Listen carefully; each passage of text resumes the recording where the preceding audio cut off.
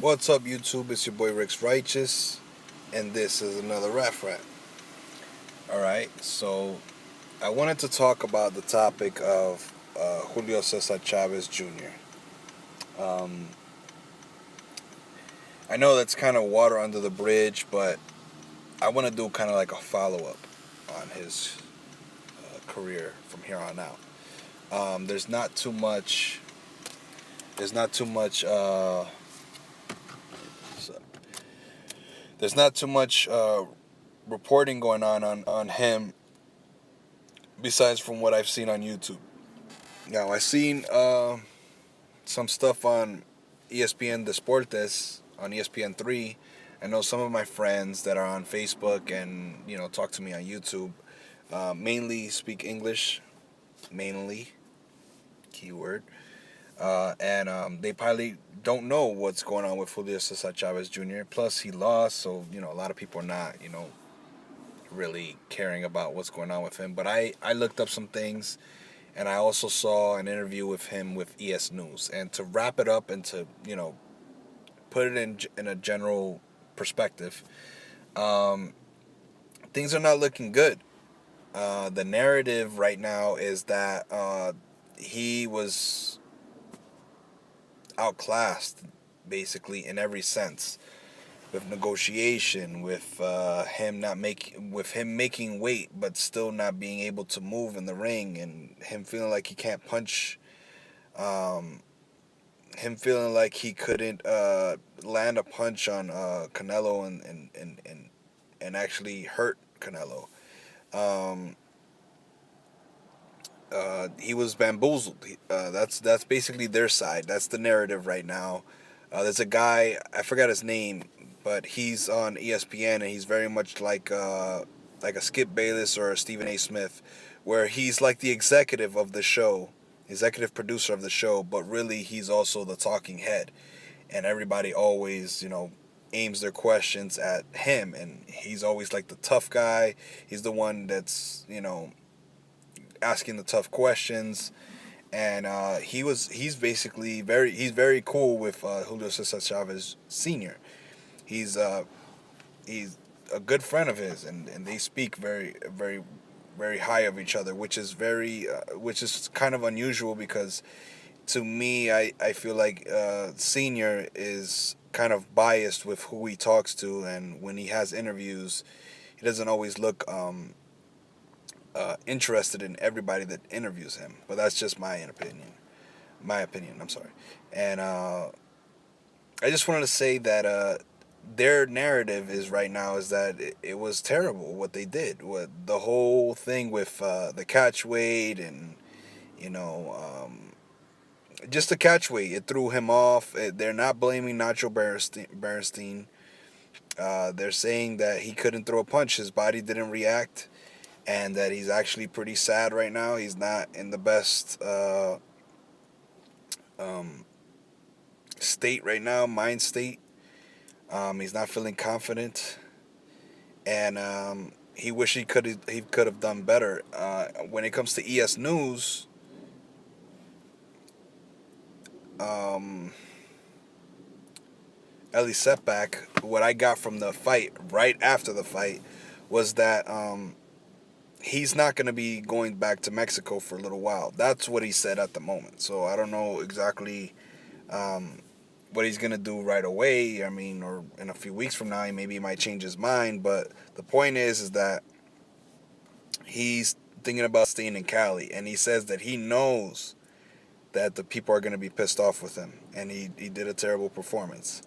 Now, the whole thing that I feel like that it was a ruse and it was a fix and it looks terrible in the public eye is the fact that they had a press conference right after the post fight interviews for Canelo versus Chavez Jr., and then they sped it up and just was like, in Golovkin, out Julio Cesar Chavez Jr.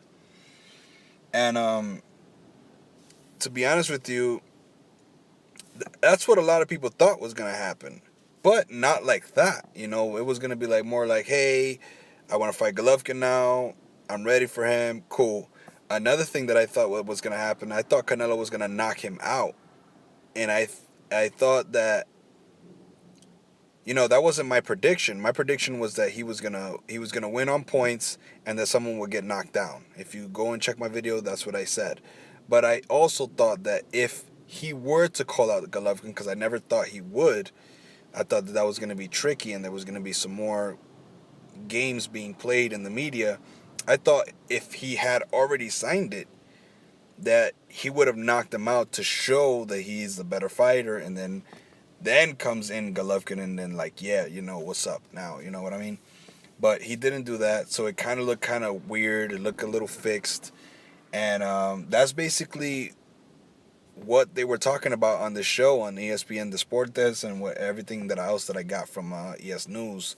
So I really find it interesting what these guys were talking about. They were saying that Nacho didn't have enough time to work with him. That it was, he usually by a year he has them like trained, brainwashed to fight a certain style. They also said that Chavez Jr. doesn't know how to fight going backwards. He only knows how to go inside. And as we all saw, he would throw like one or two punches, go inside, and then just get beat up the whole time. Canelo had too much speed. So, those are the gems that came out of the interview. They were not happy with the 164 thing. The catch weight was a problem. And I want to know, what do you guys think? Is his career doomed? Because he can't just keep fighting off of his dad's name and fighting these guys that have nothing, no records, or like they're not valid opponents, and then flipping his wins to fight another big name. Like are they going to continue to do this kind of scheme or whatever, or is it that he should just put away the gloves? Because this guy on I think his name is Daniel something or whatever on ESPN, he was telling his dad, you need to tell your son it's time to retire. And by the time that the show ended, Julio Cesar Chavez Sr. said that he's going to tell his son to retire. And the guy also mentioned that he doesn't think like a boxer. He doesn't discipline himself like a boxer. And he has no emotions for the fight. You know what I'm saying? Like, if you see the interview after Ellie setback, he's like, whatever. Like, he looked like he just went out for a jog. Like, he fought. Like, it's almost like he fought in front of 3,000 people. He didn't care. And another thing is that his dad was complaining about how he doesn't wake up on time, that he's still very lazy. He still wants to get up on the same time on the time that he wants to. And basically it's a frustration that his dad has with his son that he can't express to his son. And these are things that happen in life, I consider it almost like a language barrier, or a youth barrier, or something it's just something that is very hard to explain when it comes to family members. It happens. It happens a lot. And his dad is really not fulfilled with his son's performance. He doesn't like what he's done in the past, and he feels that he's very embarrassed. He's not happy with it. And his son has the same attitude, And the story about Junior is that he's fought in the streets because his dad used to drink, tell him, go fight, go fight in the streets, you'll learn how to fight like that. And to me, that's basically how he came off after the fight. He was very much so like my dad put me in the street to fight. I lost. Who cares? So obviously this guy seems like he has mental problems. I don't think he should be fighting anymore. But it's not up to me, and I feel like the fans should speak up. So, that's it. That's mainly what I wanted to talk about is, Chavez Jr. I love the sport. I love boxing, and I look at these guys as very brave people, I'm trying to become a journalist, and I really feel that we should respect all fighters and not just continually express to think that we can just call everyone a bum and everybody's a bum and bum this and bum that and they're trash fighter. He's no good. He sucks. He's garbage. But these are people, And another thing that was said was that in the ESPN Deportes, the guy was saying that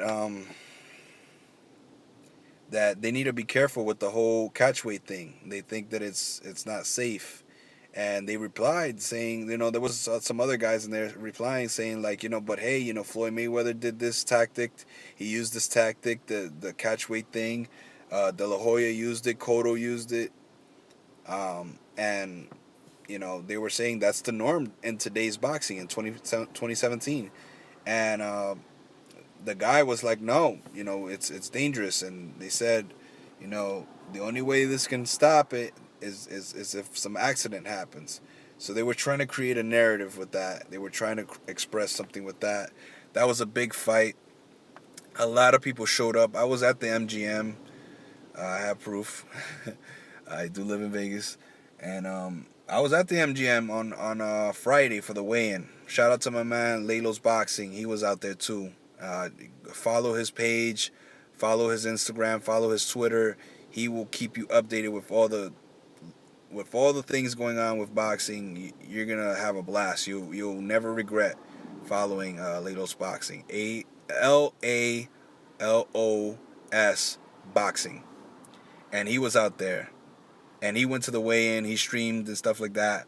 But the point that I'm trying to make is that I was out there. There was all types of people in the MGM. It was a big promotion. Like, it was huge. It was almost like a big fight, man. It felt like fight week. You know what I mean?